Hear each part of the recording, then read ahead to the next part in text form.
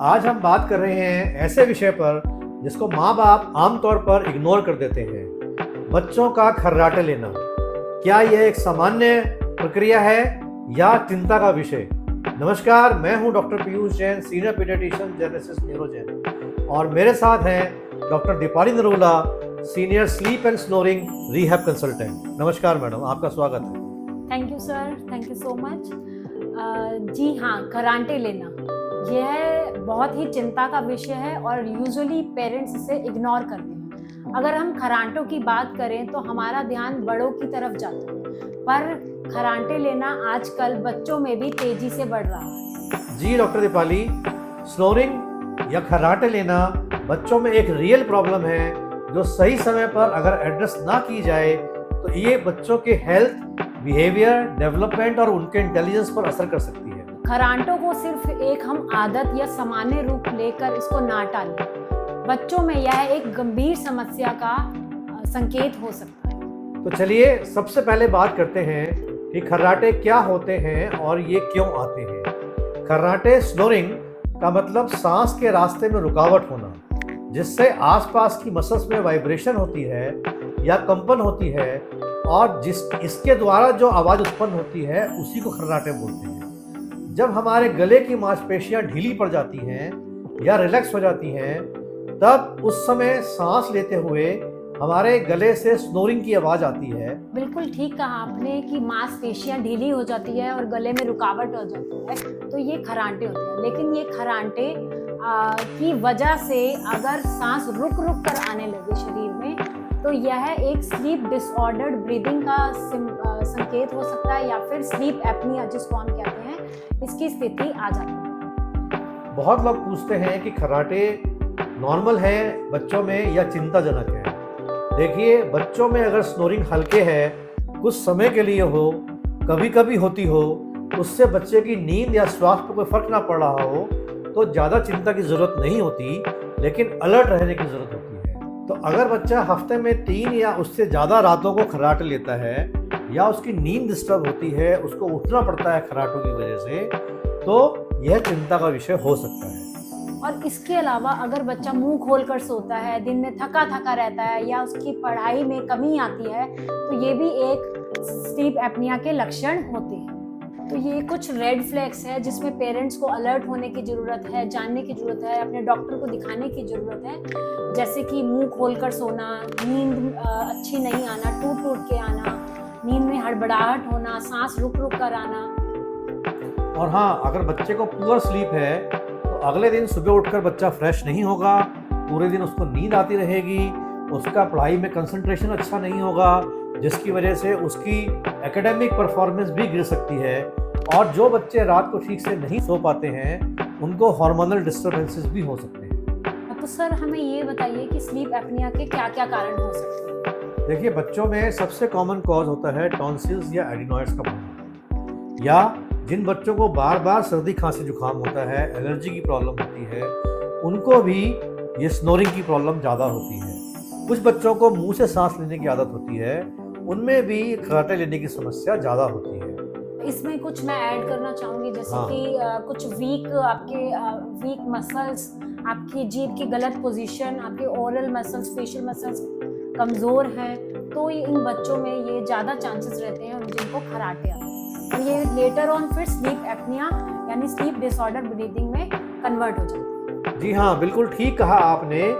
इन कारणों की वजह से बच्चों का जो ब्रीदिंग एयरवे है, उसकी नैरोइंग हो जाती है, और उसकी वजह से बच्चों को स्नोरिंग, या अगर बहुत ज़्यादा नैरोइंग हो तो स्लीप एपनिया भी हो सकता है।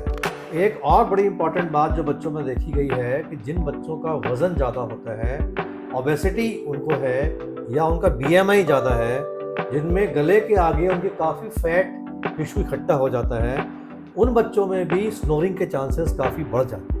अगर पेरेंट्स को ये लगता है कि कोई भी रेड फ्लैग साइन दिखे, बच्चा खर्राटे लेता है, सांस रुक रुक कर आ रही है, और बिहेवियर में चेंज है, स्कूल एकेडमिक्स परफॉर्मेंस डाउन है, तो इमिडिएटली अपने पीडियाट्रिशियन से और या स्पेशलिस्ट से कंसल्ट करें और ये चीज़ें डिस्कस करें। अब हम आते हैं इससे क्लिनिकल एग्जामिनेशन के ऊपर।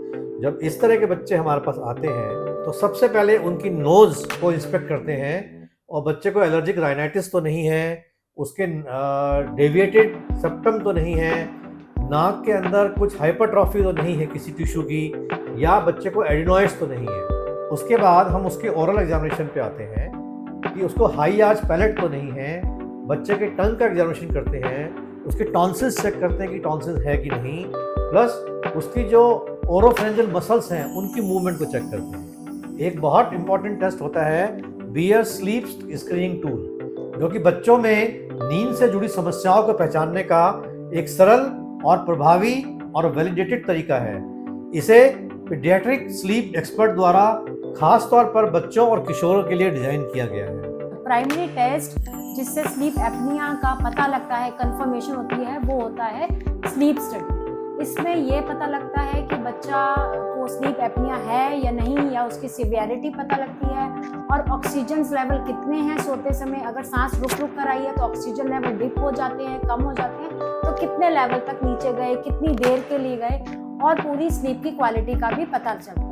अब हम आते हैं कि स्नोरिंग वाले बच्चे में क्या क्या ट्रीटमेंट मॉडलिटीज हो सकती हैं और उनके ट्रीटमेंट में हमें क्या क्या चीज़ों को कंसीडर करना चाहिए। तो हमें ये ध्यान रखना होगा कि हमें काम करना है मल्टी डिसिप्लिनरी अप्रोच के ऊपर to optimise the normal airway function, जिससे कि जो भी उसके एयरवे ब्रीदिंग पैसेज में सिकुड़न आ रही है वो ठीक हो। अगर बच्चे के नेजल पैसेज में कुछ प्रॉब्लम है टर्बिनेट हाइपरट्रॉफी की वजह से, या उनका जो नेजल सेप्टम है वो डेविएटेड है, या एडिनॉइड्स हैं, तो उसकी करेक्टिव ट्रीटमेंट दिया जा सकता है। दूसरा, अगर बच्चे को टॉन्सिल्स बढ़े हुए हैं तो हमें उसका इलाज करना होगा। और तीसरा, जो आजकल बहुत देखा जा रहा है, अगर बच्चे में ओबेसिटी है, बच्चे का मोटापा ज़्यादा है, तो हमें उसके खान पान और लाइफस्टाइल मैनेजमेंट पर भी ध्यान देना होगा। अगर स्नोरिंग बहुत ही सीवियर है, जिसकी वजह से बच्चे की सांस भी रुक जाती है, स्लीप एपनिया हो रहा है, तो ऐसी कंडीशंस में हमें कई बार CPAP मशीन को भी लगाना पड़ सकता है।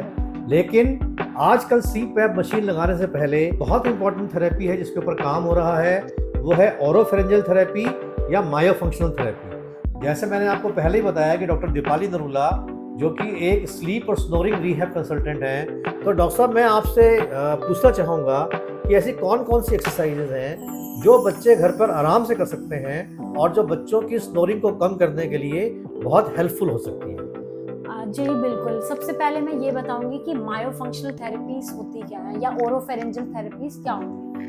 ये थेरेपीज हमारी मसल्स, जो हमारे ओरोफेरेंजियल मसल्स होते हैं, जैसे कि टंग, जीभ, आपका फेशियल मसल्स, आपके जॉ मसल्स, आपके पीछे बैक के फेरिंग्स मसल्स, गले के मसल्स, इन सबको ट्रेन करती है और स्ट्रॉन्ग करती है, जिससे हमारा जो एयरवेज है ओपन हो जाता है, खुल जाता है, और इससे स्नोरिंग की, खरांटों की प्रॉब्लम बहुत हद तक कम हो जाती है, बेहतर हो जाती है, क्योंकि बच्चा आराम से सांस लेता है। और कई केसेस में जैसे बच्चा मुंह से सांस लेने की आदत हो जाती है उसको, कई केसेस में बच्चों का नाक बंद रहता है, तो ब्रीदिंग एक्सरसाइजेस उनको सिखानी होती है, उनको मुंह से लेने की आदत हो जाती है, तो उनको नेजल ब्रीदिंग समझानी होती है। तो इन कोऑर्डिनेटेड एक्सरसाइजेस, जिसमें हम ब्रीदिंग एक्सरसाइजेस, आपके ओरोफेरिंग्स मसल्स की एक्सरसाइजेस, इनको कलेक्टिवली हम मायोफंक्शनल थेरेपी कहते हैं। तो क्या आप कुछ एक्सरसाइजेस का प्रैक्टिकल डेमोन्स्ट्रेशन दे सकती हैं यहाँ पे, सिंपल एक्सरसाइज का, जो कि कुछ लोग ट्राई कर सके? बिल्कुल। बच्चों में ये एक्सरसाइजेस फन वे में करनी चाहिए, क्योंकि बच्चा उसमें बहुत इंटरेस्ट लेगा, इंटरेक्ट करेगा, पार्टिसिपेट करेगा, और लंबे टाइम तक कंसिस्टेंट भी रहेगा। तो मैं आपको कुछ एक्सरसाइजेस का डेमो दिखा रही हूँ जो बहुत ईजी है और आप घर पर आसानी से कर सकते हैं। सबसे पहले मैं बताऊंगी आपको जीभ की एक्सरसाइज, जिससे जीभ की मसल स्ट्रांग होती है। जैसे कि टंग स्ट्रेच, जीभ को आप स्ट्रेच करो, बाहर निकाला, उसको कम से कम 5 सेकंड्स के लिए रोक के रखो, और रोकने के बाद ये होगी जीभ की स्ट्रेच। उसके बाद उसी को लेफ्ट में घुमाओ और उसको फिर राइट में। ये एक फन वे है बच्चे को इंटरेस्टिंग और अच्छे तरीके से बनाने के लिए।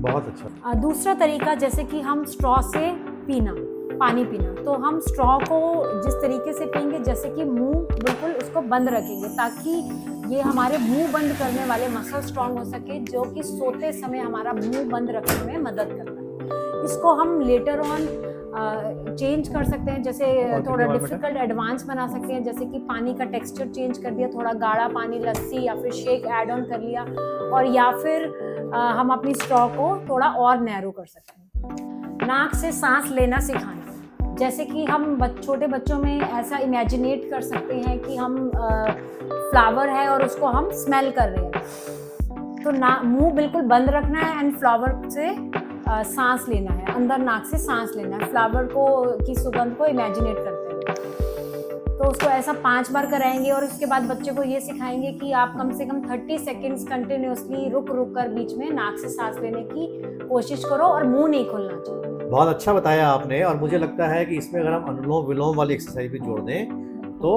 बहुत ही अच्छे रिजल्ट्स इसमें आ सकते हैं। एक और प्रैक्टिकल चीज़ मैं आपसे शेयर करना चाहूँगा कि हमें 2 बातों का और ध्यान रखना है कि आजकल जो बच्चे बहुत चिल्लाते हैं ज़ोर ज़ोर से, हमें कोशिश करनी है कि बच्चे ना चिल्लाएं। बच्चे को समझाना है कि अगर बार बार चिल्लाएंगे ज़ोर ज़ोर से, उसकी वजह से भी एक्स्ट्रा प्रेशर से हमारी ओरोफेरिंजियल मसल्स जो होती हैं उनका वीक होने का डर रहता है। और ये भी देखा गया है कि जो लोग गाना गाते हैं उनको भी स्नोरिंग की प्रॉब्लम्स कम होती हैं।